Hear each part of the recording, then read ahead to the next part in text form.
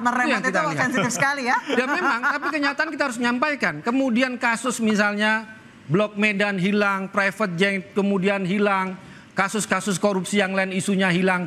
Semuanya tajam kepada PDI Perjuangan dan Sekjen Perjuangan, tapi tumpul pada kasus-kasus yang lain.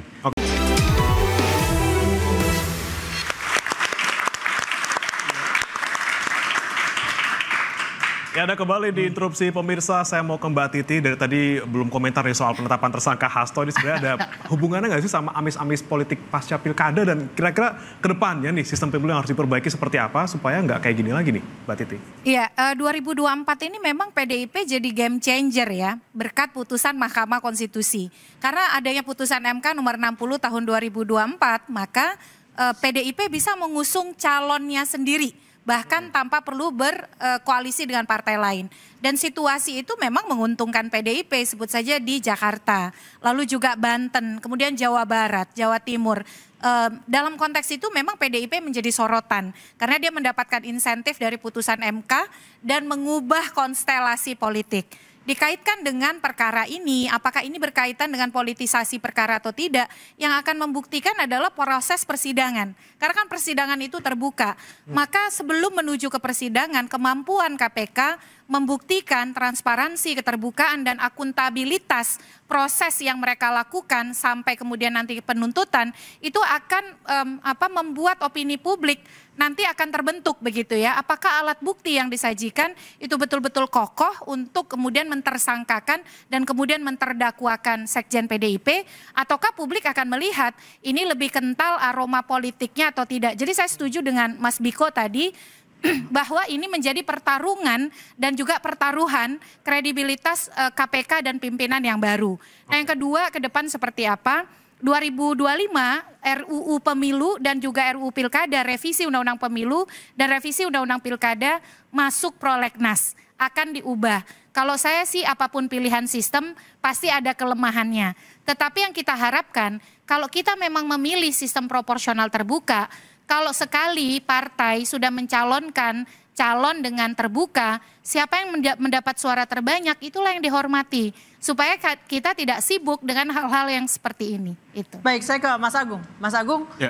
PDIP 2025 akan dilanjut ke perang dingin di legislatif atau akan lebih cair bergabung dengan pemerintah? Tapi kalau lihat dari tadi Mas Guntur sih kayaknya ngegas ya. Iya, tapi melihat PDIP di DPR dengan di partai itu saya hari ini kok beda ya. DPR itu ada Mbak Puan. Iya, PDIP yang di DPR dengan PDIP yang di panggung TV beda ya? Beda, DPR itu ada Mbak Puan, tapi di partai ada Ibu Mega. Jadi ketika melihat PDIP hari ini, kita melihatnya tidak tunggal. Harus dalam perspektif yang ya multi perspektif gitu. Karena bisa jadi ya check and balances tetap jalan, tapi di saat yang sama kritisme juga bisa. Gitu. Kompromisme. Ya, artinya apa? Saya berharap momentum Harun Masiku efek ini bisa menjadi arahan bagi PDIP untuk dengan maksimal menghadapi proses hukum seprofesional mungkin. Kemudian bagi KPK bagaimana caranya mengembalikan kredibilitas lembaga ini yang di era sebelumnya itu sangat terpuruk sekali. Di banyak temuan lembaga survei, biasanya KPK itu tertinggi, terbagus, image-nya, persepsinya, citranya.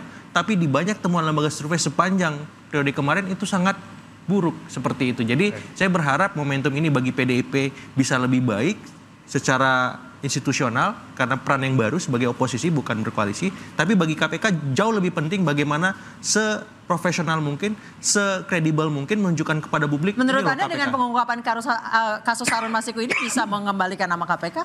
Harusnya bisa, dan mengungkap kasus-kasus lain yang hari ini menumpuk pekerjaan rumahnya. Ini nanti akan dibongkar oleh Mas Guntur Romli CS ya? Bisa jadi Mas. Nunggu kapan nih Mas Guntur kira-kira? Tunggu video-video selanjutnya. Tunggu video. Tapi tapi kalau di internal sendiri nanti 2025 seperti apa PDIP? Ya kita tetap solid Mas, karena kan kita mau menghadapi Kongres dan kita melihat bahwa persoalan. Tapi tadi kayak ada dua wajah itu tuh kenapa? Oh enggak. Di parlemen kita juga menyampaikan aspirasi masyarakat misalnya yang kritis terhadap kenaikan PPN 12%. Ya, cuma gara-gara tersangka ini kan kemudian isu itu kemudian hilang. Kemudian saya sampaikan tadi juga soal penggeledahan gedung BI, bahwa di situ sudah disampaikan oleh Deputi Penindakan ada 2 tersangka dan katanya bocor ke publik itu ada politisi yang sekarang berkuasa. Kemudian 2 hari setelahnya diralat oleh seorang jubir KPK. Pertanyaannya, siapa yang meremote KPK? Apakah kita masih bisa percaya kepada lembaga yang tidak profesional seperti ini, menyampaikan sudah ada 2 tersangka, kemudian diralat, kemudian setelah itu menetapkan Sekjen PDI Perjuangan sebagai tersangka atas kasus yang sangat lama, fakta pengadilan semua bisa dibuka di website Mahkamah Agung. Soal remote-meremote itu sensitif sekali ya. Dan memang, tapi kenyataan kita harus menyampaikan. Kemudian kasus misalnya Blok Medan hilang, private jet kemudian hilang, kasus-kasus korupsi yang lain isunya hilang. Semuanya tajam kepada PDI Perjuangan dan Sekjen Perjuangan, tapi tumpul pada kasus-kasus yang lain. Makanya dianggap inilah yang disebut dengan politisasi, inilah kriminalisasi. Apalagi Ketua KPK menyampaikan ada bukti. Orang Toraja ada jadi caleg dengan Sumsel. Ini tertawan publik, sorry aja gitu loh. Itu jebakan sebenarnya untuk Ketua KPK. Ini alasan yang menjadi bahan tertawan publik, itu kalau bagi saya. Mas Yudi langsung. Ya, bagi saya ketika pimpinan baru ini ya sudah menerapkan standar tinggi ya di dalam penetapan tersangka, artinya seharusnya ini bukan yang pertama dan terakhir. Jangan layu sebelum berkembang. Saya sepakat dengan Mas Guntur ya, itu kan permasalahan-permasalahan di pimpinan yang sebelumnya. Soal remote-meremote sekarang di remote siapa itu? Ya, ini kata Mas saya Guntur. pikir kalau masalah remote-meremote ya kalau kan bisa dipanggil oleh Komisi 3. Ya kan, bahwa kan KPK itu kan mitra, bisa dipanggil. Apalagi pimpinan KPK yang baru ini itu dipilih loh oleh Komisi 3. Dan suara-suara kalau kita lihat ya pasti hampir semua anggota yang di fraksi milih mereka. Artinya ketika kemudian mereka memilih untuk menetapkan status, ya kan artinya kan memang mereka independen. Itu yang pertama. Kemudian yang kedua, ya saya pikir betul, jangan hanya sampai Pak Hasto saja, tapi kasus-kasus yang lain pun harus. Banyak tunggakan-tunggakan dan PR-PR yang saya dan Mas Biko dari ICW kritisi. Termasuk tadi yang disampaikan oleh Mas terkait dengan dana CSRBI, kita udah teriak paling awal, ini apa-apaan. Termasuk mungkin Mas Guntur belum paham bahwa ternyata di KPK ada namanya sprindik umum. Ini yang kita kaget juga loh. Nggak bisa dong aturan di KPK ya bahwa ketika menetapkan naik ke penyidikan itu udah harus ada tersangkanya. Itu yang selalu kita ulang-ulang gitu. Jadi saya pikir kita akan tetap kawal kasus ini ya, kemudian juga kasus-kasus yang lain PR kita sudah punya banyak listnya Mas Guntur, jangan takut gitu ya. Kita nggak akan gentar gitu kan KPK. Jadi nah permasalahannya kan sekarang pimpinan baru ini tadi saya katakan ini standarnya udah tinggi nih ya kan. Pak Hasto, Sekjen PDIP. Jangan sampai besok ternyata sama bupati aja takut. Ya kan?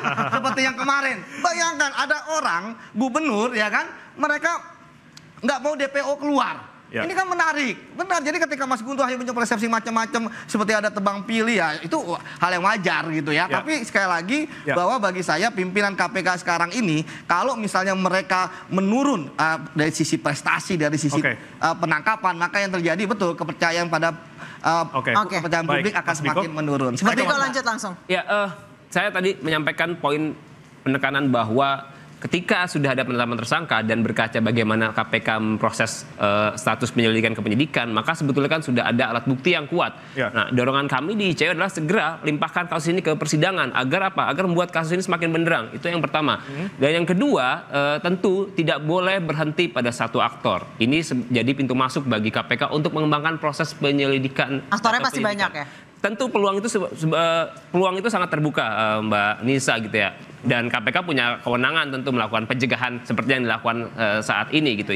Itu yang kedua. Dan yang ketiga, patut diingat tadi beberapa kali kami sampaikan bahwa KPK punya PR penegakan hukum kasus korupsi. Ada banyak kasus yang menunggak dari periode Firly dari 2019 dan sampai dengan periode akhir 2024 ini gitu ya. Kami mencatat ada 14 dan kasus PAW ini hanya satu dari 14 kasus tersebut. Masih ada lagi penuntasan kasus korupsi bansos, masih ada lagi kasus yang lainnya EKTP dan lainnya. Itu yang kemudian sebenarnya menjadi pekerjaan rumah gitu ya. Kalau KPK berani dan serius melakukan penegakan hukum kasus korupsi, maka ini menjadi batu uji yang harus dibuktikan segera seperti itu. Baik, kasus ini menjadi batu uji bagi pimpinan KPK yang baru. Apakah mampu melompatinya atau justru tersandung lagi? Kita tunggu saja. Saya Anissa Dasuki. Saya Breva Ratunaya.